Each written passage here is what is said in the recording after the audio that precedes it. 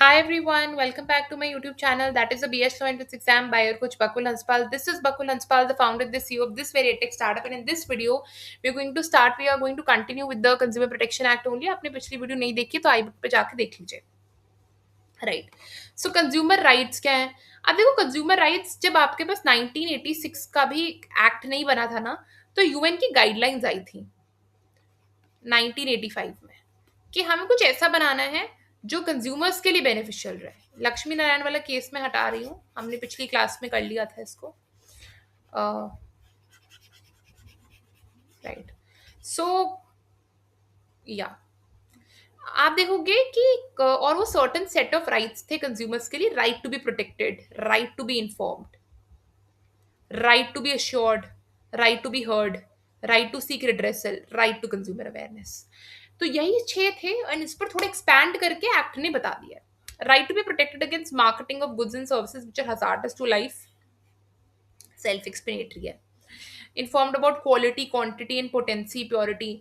मतलब basically ingredients बता दो प्रोडक्ट्स के. जैसे आप बिस्किट का पैकेट देखो, इंग्रेडिएंट्स होता है ना, शुगर, प्रेजर्वेटिव्स, रिफाइंड फ्लावर, है ना. राइट टू बी अश्योर्ड की प्राइसेस जो सारे गुड्स है वो आपको कंपेटिटिव प्राइसेस पे मिले, फ्री कंपटीशन रहे मार्केट में. ठीक है. Right to be heard and assured की कंज्यूमर इंटरेस्ट को कंसिडरेशन मिलेगी अप्रोप्रिएट फोरम पे, आपकी बात मानी जाएगी. कोई अनफेयर ट्रेड प्रैक्टिस वगैरह हो या फिर अनस्क्रूपुलस exploitation of consumers, dishonest exploitation of consumers, तो आपका आपका राइट रिड्रेस करा जाए और कंज्यूमर अवेयरनेस फैलाई जाए. जागो ग्राहक जागो. अब आप देखोगे एक पोर्टल है विच इज ई जागृति पोर्टल. और ये ई जागृति किसके लिए है? ई जागृति पे जाओगे, स्पेसिफिकली क्या है, कंज्यूमर प्रोटेक्शन के लिए है. तो आप जाओगे कि मिनिस्ट्री ऑफ कंज्यूमर अफेयर्स ने इस चालू करा था, तो जहां पर आप देखोगे कि कितने केसेस कंज्यूमर प्रोटेक्शन से रिलेटेड पेंडिंग हैं. आप अपने ऑनलाइन केसेस भी कंज्यूमर प्रोटेक्शन के या फिर कोई भी रिड्रेसल चाहिए आपको कंज्यूमर एक्ट में, तो ये आपको इस पोर्टल के थ्रू मिल जाएगा. तो ई जागृति पोर्टल एक बार चेक करना. ठीक है. This is the thing. मतलब सर्च करके एक बार चेक करना कि क्या चल रहा होता है.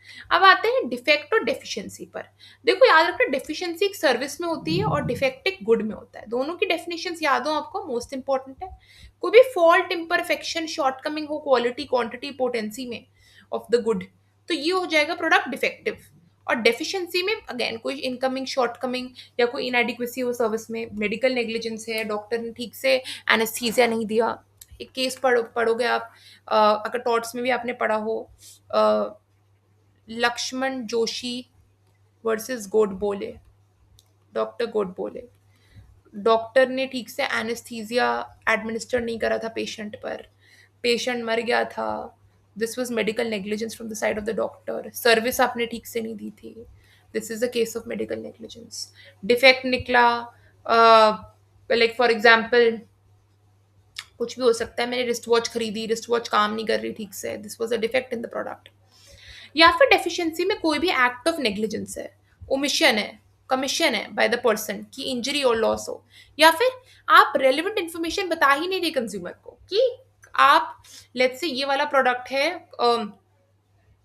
वो आप एडमिनिस्टर करो ठीक से. लाइक मैं किसी को वो दे रही हूँ, कोई मेडिसिन दे रही हूँ, लाइक जीरोडोल पी दे रही हूँ. This is one of the medicine one doctor is giving to the patient. वो बोले आपको दिन में सिर्फ 2 बार ही लेनी है. पेशेंट कितनी ले ले? 3 बार. ठीक है. बट अगेन डॉक्टर ने बताया ही नहीं कि 2 बार लेनी है, तो पेशेंट ने तो डॉक्टर ने तो मतलब बताई नहीं 2 बार लेनी, मतलब उसने रेलिवेंट इन्फॉर्मेशन बताई ही नहीं. ठीक है. अब आप आ जाओ, डिजाइन इज नॉट इम्पॉर्टेंट. अगर आपके सिलेबस में हो डेफिनेशंस तो आप देख सकते हो, बट ये यूजुअली डेफिनेशंस इंपॉर्टेंट नहीं होती हैं. जो मैं आपको करवा रही हूँ वो बहुत इंपॉर्टेंट है, लाइक बहुत इंपॉर्टेंट. ई कॉमर्स याद रख लीजिए, e commerce electronic service provider. ये दोनों definitions. E commerce means buying and selling of goods and services including digital products over digital और electronic service. Amazon, Myntra, Flipkart, all these are examples. Blinkit.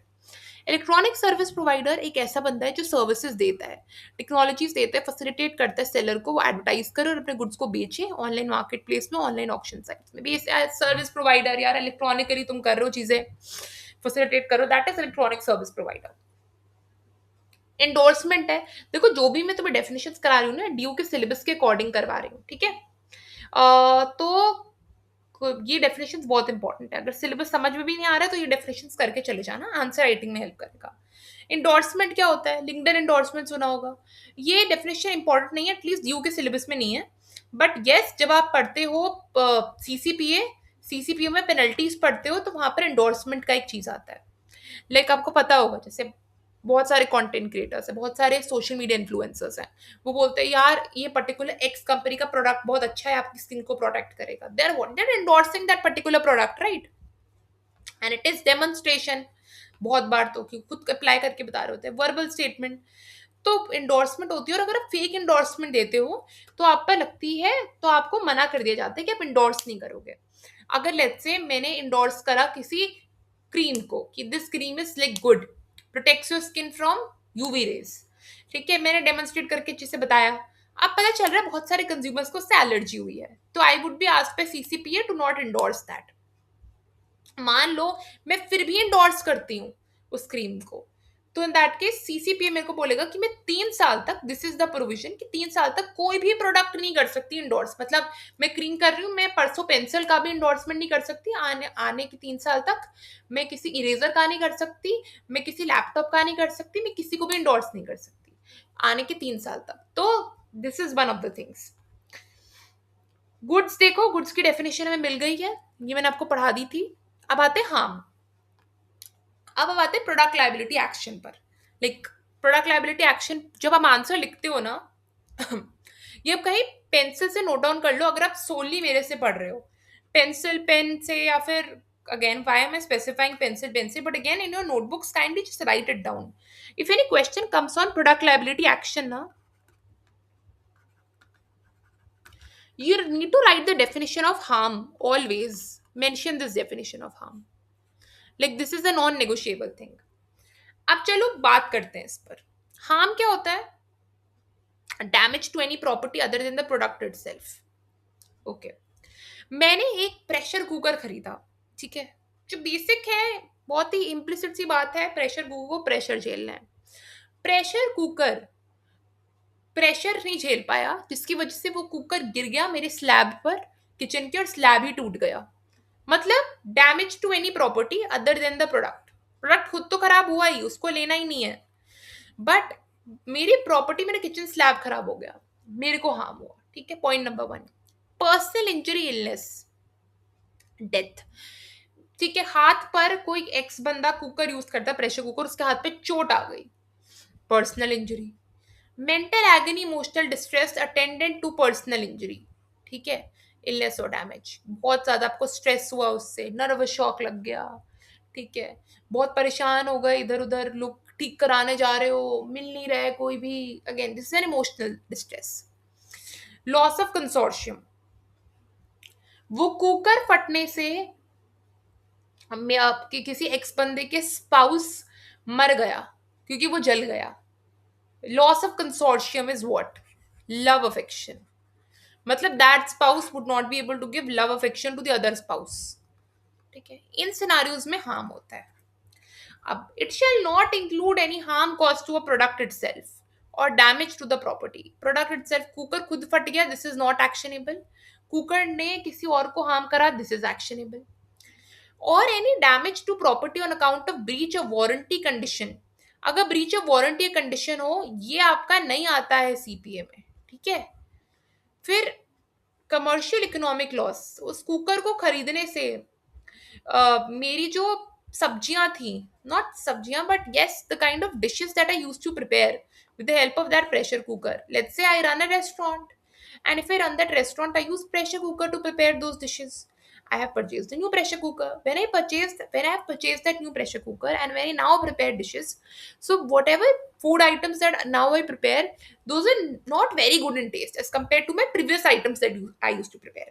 So now people are like dissuaded; they don't want to come to my restaurant anymore. There is an economic loss and a commercial loss. This is not actionable.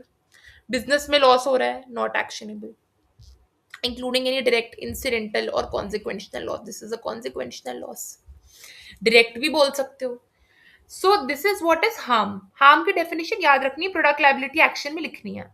अगर अभी ही note down कर सकते हो अपनी notebooks में, तो product liability action में harm की डेफिनेशन तो जाएगी, प्रोडक्ट लाइबिलिटी की डेफिनेशन जाएगी, बहुत इंपॉर्टेंट क्वेश्चन है, ठीक है। प्रोडक्ट मैन्युफैक्चरर की डेफिनेशन जाएगी, प्रोडक्ट सेलर की डेफिनेशन जाएगी, एंड प्रोडक्ट सर्विस प्रोवाइडर की डेफिनेशन जाएगी, एंड पूरा आपका 82, 83, 84, 85, 86, 87 जाएगा।